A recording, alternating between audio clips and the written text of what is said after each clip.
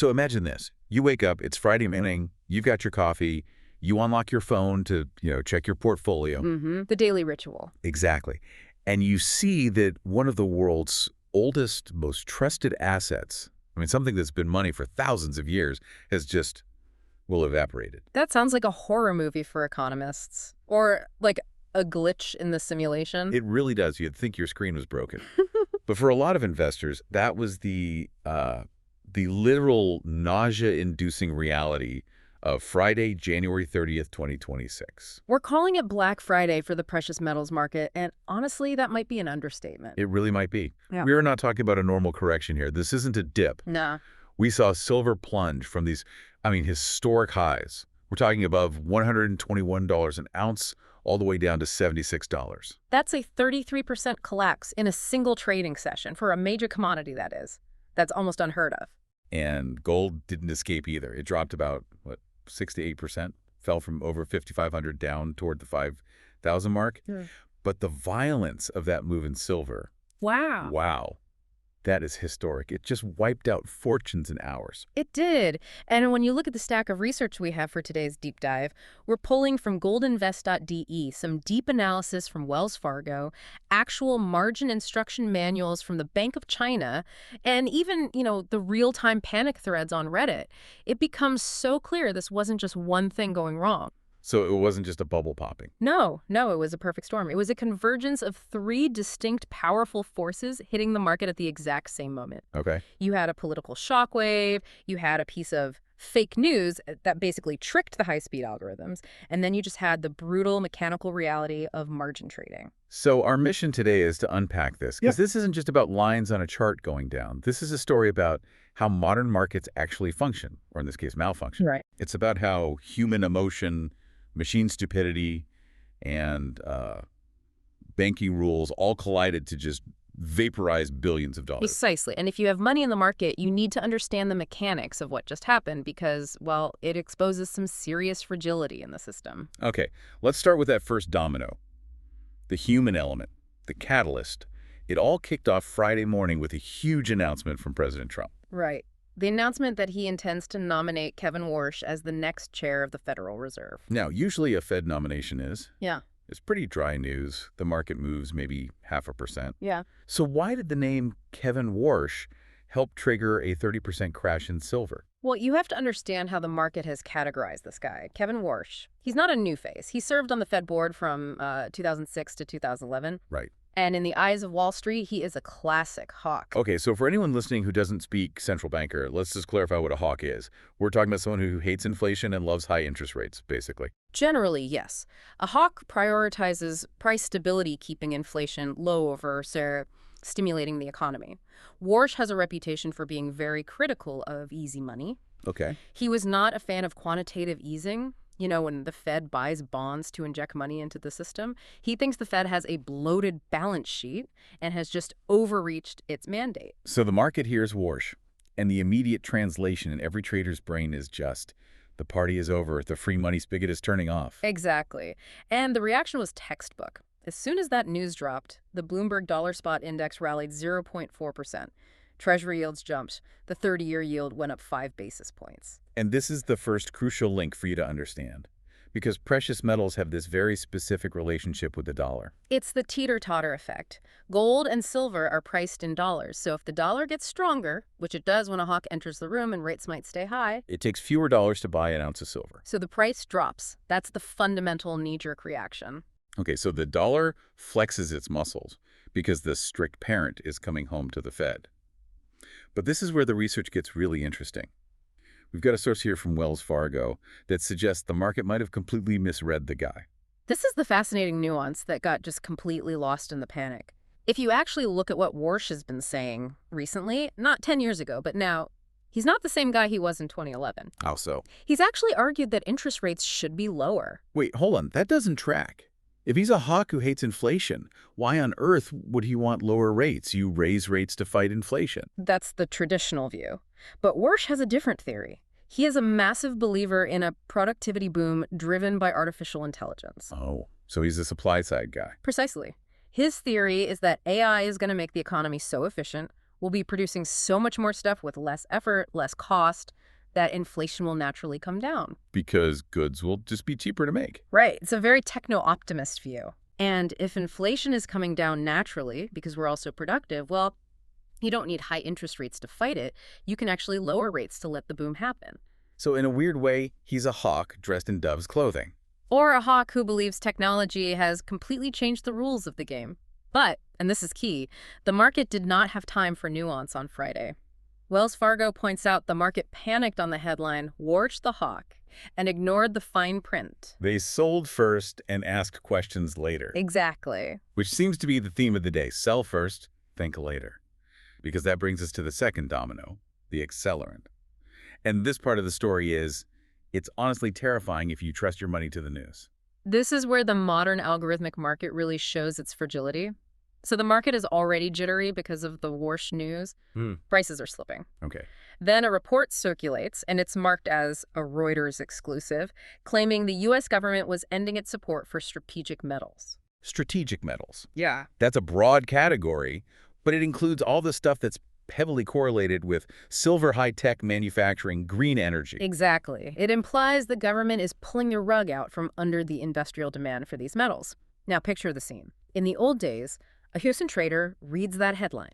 They pick up the phone, they call a contact in D.C., they ask, is this real? They verify. Then maybe they sell. Maybe, but we don't live in the old days. We live in the era of high-frequency trading. We live in the age of black box algorithms. Right. These are computer programs that scan headlines in microseconds. They don't understand context, they don't call sources, they just saw keywords. USN support, metals, negative. And they dump positions instantly. Before a human could even finish reading the sentence, before you could even take a sip of your coffee, the selling was massive and instantaneous, and it drove the price right off a cliff. But here's the kicker. The story was false. Completely made up.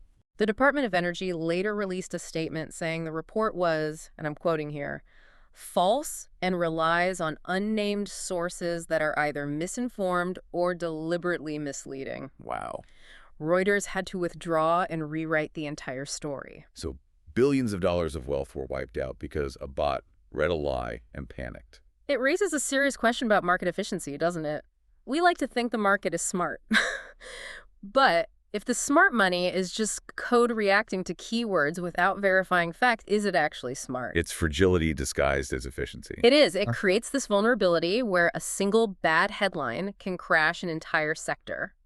But by the time the truth came out, by the time the retraction was published, the damage was already done. And the price had dropped enough to trigger the third and most brutal phase of the crash. Mechanics. This is the part that, usually bores people because it involves banking regulations and margin. But in this case, it's the smoking gun. It explains why the drop didn't stop. Right, because usually if something drops 10%, bargain hunters step in. That didn't happen here. No. And to understand why, we have to look at this document we have from the Bank of China. It's about precious metal and FX margin. It gives us a perfect look under the hood of how these trades work. So let's break this down. Most of the people trading silver, especially the ones driving these huge volumes, they are buying physical bars and burying them in the backyard, are they? No, correct. They are trading on leverage. They're betting on the price with borrowed money. How much leverage are we talking? Well, it varies, but let's look at the rules in the document. The Bank of China specifies an initial cash margin requirement. For silver, let's just say it's around 10%. What? That means if you want to control $10,000 worth of silver, you only need to put up $1,000 of your own cash. The bank lends you the rest. Which is great when the price goes up. I mean, you make a huge return on your $1,000. Exactly. You're amplifying your gains 10 to 1. It's intoxicating. But leverage is a double-edged sword. It amplifies your losses just as fast. And this is where the margin call comes in. Right. So walk us through the math. The document states that when the margin in your account falls below a certain level, let's say 70% of the requirement, you get a warning, a call. You have to deposit more cash immediately. And if you don't have the cash, or if the price drops so fast, you can't even react. That's the liquidation level. If your equity falls below, say, 30% of the margin requirement, the bank doesn't call you. They don't send a polite email. The system automatically liquidates, sells your position to cover the loan. It's a kill switch. It is. So let's trace the chain reaction on Black Friday. Warsh scares the market, price drops a bit, then the fake news hits, bots sell, price drops more. Now, think about all those people leveraged 10 to 1 on silver. Okay, suddenly they aren't just losing money. They're hitting that 30% threshold. Exactly. And their banks automatically sell their silver to protect themselves. That dumps more supply onto the market instantly. That selling drives the price down further. Which pushes the next group of investors below their 30% threshold. And their banks sell. The cascade. It's gravity taking over. The selling begets more selling, completely independent of what the metal is actually worth at that point. And we saw this play out in the ETF market too, right? There was this fascinating thread on Reddit in their investing community where people were just freaking out about the PSLV ETF. That was a very telling signal. PSLV is the Sprott Physical Silver Trust. Usually it trades very close to the value of the actual silver it holds. It's supposed to track the net asset value, or NAV. Right. But during the crash, the price of the ETF fell faster and deeper than the price of silver itself. One user noted it was trading at a 10% discount to its NAV. I mean, that sounds insane. That's like buying a dollar bill for 90 cents. Why would anyone sell at that price? It's a sign of extreme liquidity stress. It means sellers were so desperate to get out they didn't care about fair value. They just needed cash. Probably to cover margin calls elsewhere. Almost certainly. When you see a discount to NAV that big, it is pure panic. It's people selling the furniture to pay the mortgage. That really paints a picture. But we have to address one more thing. Why did silver get hit so much harder than gold? Gold fell, 8%?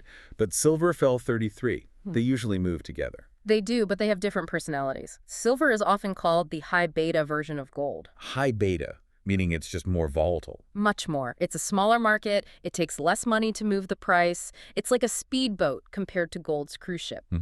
Plus, we have to remember the context from goldinvest.de. Before this crash, silver had rallied 57% in January alone. Oh, wow. I missed that stat. So it had gone straight up for a month. It was incredibly overheated. Valuation indicators were flashing red. Everyone was piling in. In a way, the crash was the market rediscovering gravity, as one analyst put it. The Warsh news and the fake report were just the pins that popped a very, very stretched balloon. Exactly. So we've covered the crash, politics, algo errors, leverage.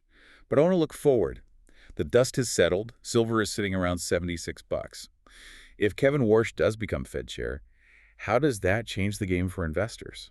It could be a really significant shift in philosophy. And this is important for anyone managing a portfolio. The current chair, Jerome Powell, is famous for being data dependent. Right, we hear that all the time. He waits for every monthly inflation report, every payroll number, and then adjusts. It feels like he's driving by looking in the rearview mirror sometimes. And it makes the market very jumpy. Everyone is holding their breath for the next data release. Warsh is different. He prefers what he calls trend dependence. Trend dependence. How's that different? He wants to look at the horizon. He believes the Fed shouldn't be fine-tuning the economy based on 1 month of bad data or some blip on the radar. He wants to set a course based on the long-term trend like that AI productivity boom and stick to it. That sounds calmer, less reactive. In theory, yes. It could mean less Fed speak, fewer constant adjustments. But it also means that when he does make a move, it will be seismic. He's not going to trim rates by a quarter point here and there. He might make big structural changes. But there's a catch, isn't there?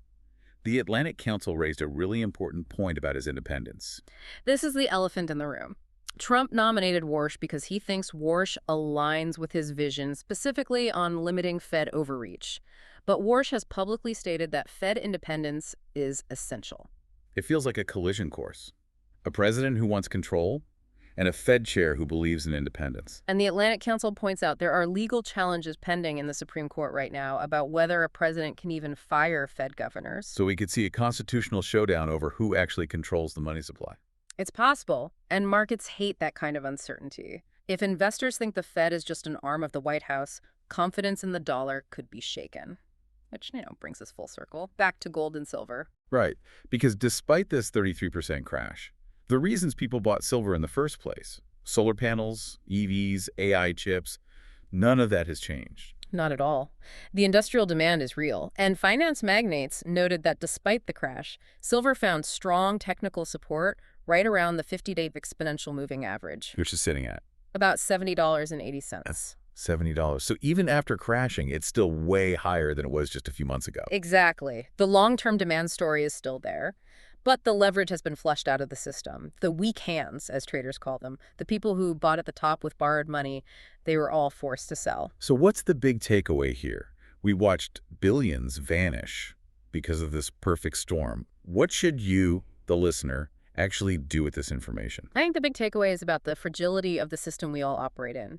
We trust these prices on a screen, but those prices are determined by algorithms reacting to headlines that might be fake, amplified by margin rules that force selling regardless of actual value. It's a reminder that smart money isn't always smart. Sometimes it's just fast and frightened. And leveraged. If there is one lesson from the Bank of China documents and that Reddit panic, it's this. Check your own leverage. If you are playing with high beta assets like silver and you're using borrowed money, you are essentially driving a race car without a seatbelt. One fake headline and you go through the windshield. That is a sobering thought. We rely on these systems, but January 30th showed us just how quickly the machine can turn on itself. It really did. And as we move into this potential new era with Chair Warsh, we need to be prepared for a different kind of volatility. Not the day-to-day noise, but big structural shifts. Well, I'm going to check my portfolio again. Maybe double-check that I'm not over-leveraged on anything high beta. Always a good idea. Risk management is the only thing you can actually control. Thanks for listening to this deep dive into the chaos of Black Friday. Keep your eyes on the trends, not just the data. We'll catch you next time.